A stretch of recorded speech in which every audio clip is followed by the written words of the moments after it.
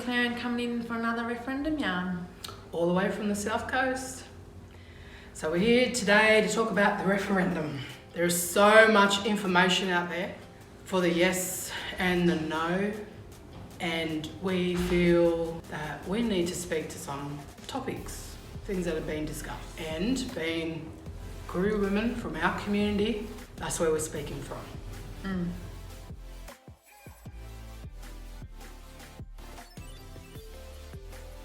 Realistically, with the Uluru Statement from the Heart, that's been going since 2017.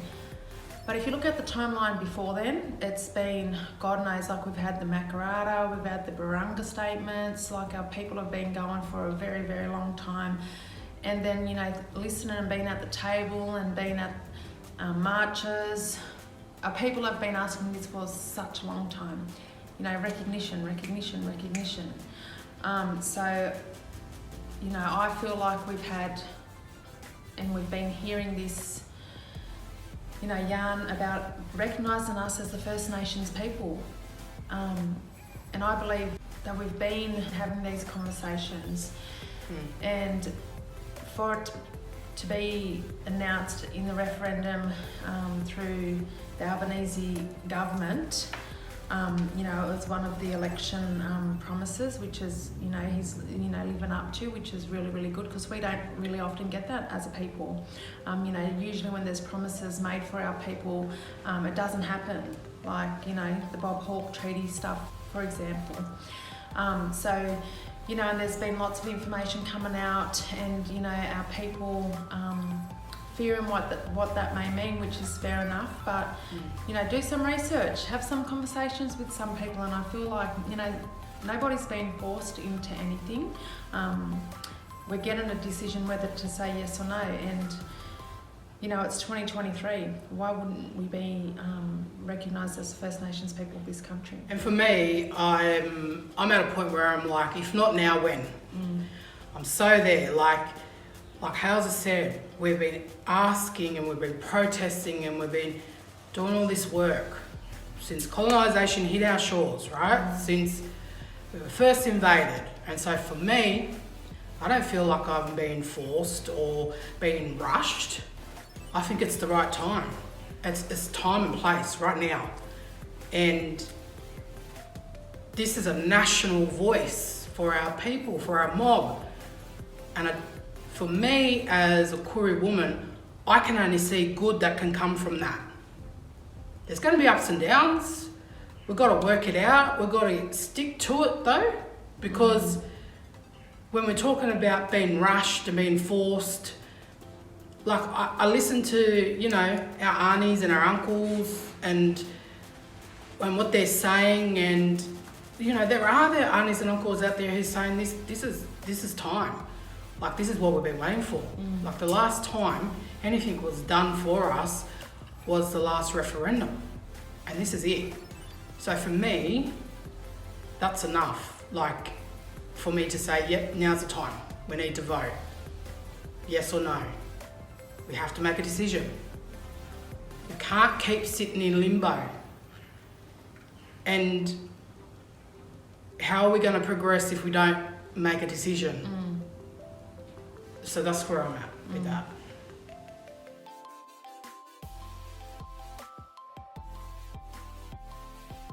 Yeah, honestly, and it's quite simple, that the non-Aboriginal and Torres Strait Islander people cannot have the same reason to jump on any bandwagons as the Aboriginal and Torres Strait Islander people. Our people who are saying no have damn well have a right to, you know, say no, right? They don't trust the government, they don't trust what's going to happen if this gets through, and why would they? We know that, you know, everything falls to shit when it comes to our people in anything that is good for us. So absolutely, right? Worried about sovereignty, which, you know, we know that we don't need to be worried about sovereignty. No one has a right to take my sovereign rights as a black woman in this country away from me. Nobody does that apart from me.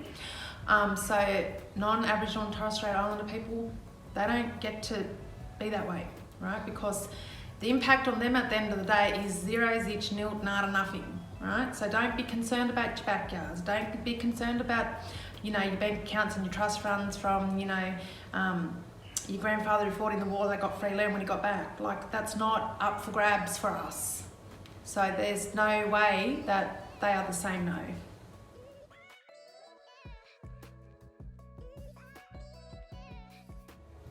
Fear of losing power and control. And for me, it's still control. You're controlling what happens. You know, at the end of the day, like even this referendum, it's the 97% that gets us over. Or, well, out of that 97%, those that are registered to vote, those are still the people who are going to get this across once again. So they still, as non-Koori people, they still have control of what's happening in this situation once again. But I feel like the control that have at this very moment can give us some sort of power to speak our voices and to be heard, which I think is big. And I think it's a big step forward. And, you know, some people were saying that, you know, this is small steps. This isn't small. This is huge. It's taken a whole country to stop and make a decision. And so for non-Koori people who say no, what that says to me is you're saying that Aboriginal and Torres Strait Islander people don't count. 100%. And also, this is not the first advisory committee to the government. It's not. So why wouldn't we want to have one for Aboriginal and Torres Strait Islander people to have a say in what impacts our lives? Because you as a non-Koori person should not be speaking on our behalf. That says to me that me as a Koori woman, that you think that you have the right to speak on behalf of my people and the challenges we're facing. No, you don't. And when I always go back to the non-Aboriginal people and non-Torres Strait Islander people, like, this is your law, right? This is LAW law. What do you think is the right thing to do in your LAW law?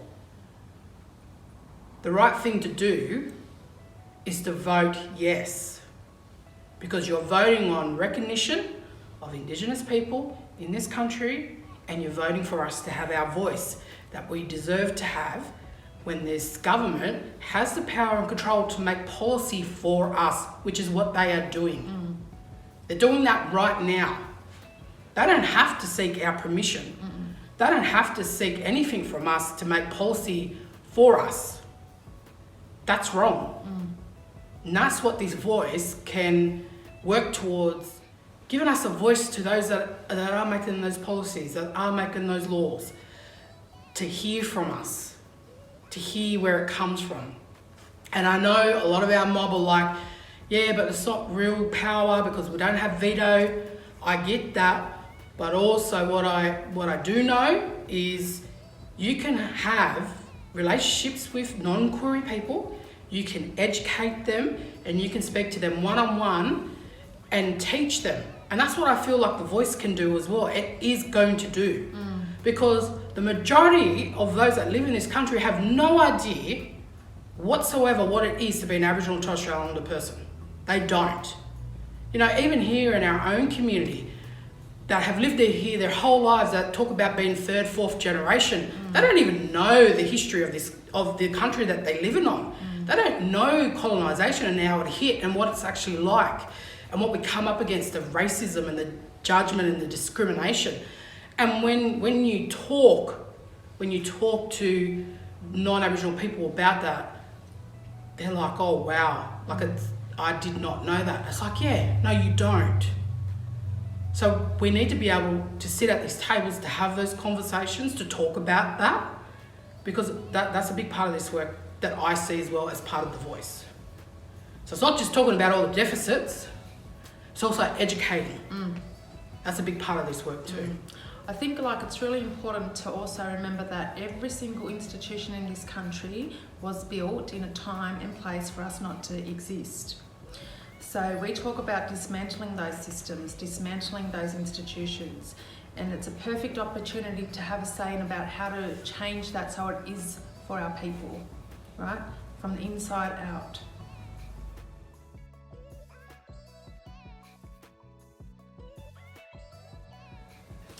We're Aboriginal and Torres Strait Islander people, and you're the rest of the country. It's already there, plain and simple. It's in the Constitution, and we didn't make that up.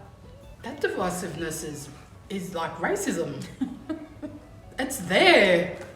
It's what this country, let's be real, it's what this country thrives on. It's everyday teachings. It's like our babies when they go to school. They're taught from day dot that the Aboriginal and Torres Strait Islander kids are different. Straight away, like, that divisiveness, I'm sick of that talk. Like, stop it.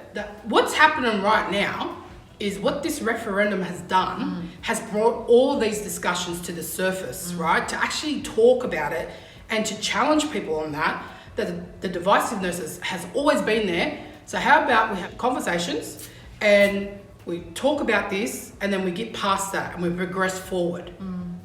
But we can't do that if we keep saying that we're united or that we're one. No, we're not. We're not. Heard of closing the gap?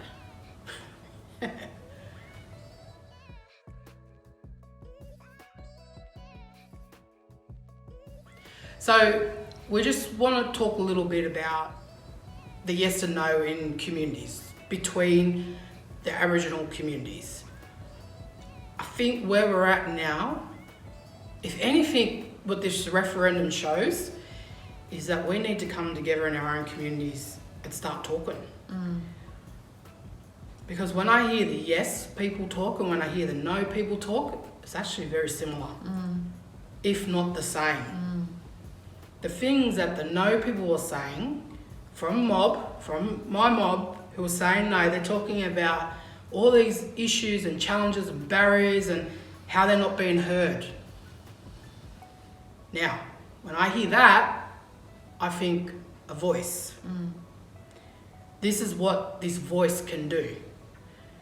And that's what I see the voice doing, is being able to elevate and bring those challenges to people in power who can make decisions and make changes. Because how it is right now is when we get resources, when we get money, when we get funding, where does that come from? Where's Aboriginal communities? We don't have our own money to do that. And also I want to make a point of that too. It's this government's responsibility and everyone else in this country who are accountable to making change for our people. Because we didn't ask for this. We didn't ask for invasion. We didn't ask to be, have all these deficits and, to experience the trauma that we've experienced, to experience racism the way we experience. We didn't ask for this. So that it is accountability, I feel, that the government needs to hold now and everyone else in this country. But then it's about us leading that. And that's what I feel like the voice can do. We're leading that change. We're informing what that looks like. Because that's what we need to do. And then people who are the government listen to us. So when I think about local communities, we need to get together. We need to talk. We need to yarn. And we need to talk about how do we do that together, and how do we not do that in a way where it looks like we're talking against each other, and that's what this country's good at. Good at putting us out in the spotlight, making us look like we don't have our shit together and we can't make decisions. And people don't understand where that comes from. And they will never understand where that comes from if we don't educate them, if we don't tell them what it's actually like to be an Aboriginal person or a Koori person and what we experience. But for us as a community, I really do feel like if anything that comes from this referendum, it's shown how much more we need to communicate and we need to connect. And I know that a lot of mob are out there saying, well, why can't we do that first before we vote? Because the referendum doesn't allow that.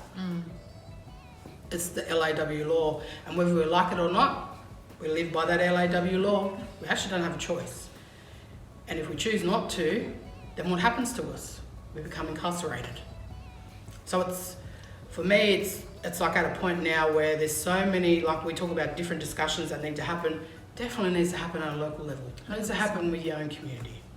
And you know, this is not even a form of, you know, I've taken the colonising state or, you know, whitewashing in any way, shape or form. This is about being true to who we are and how we feel the change can happen for our people.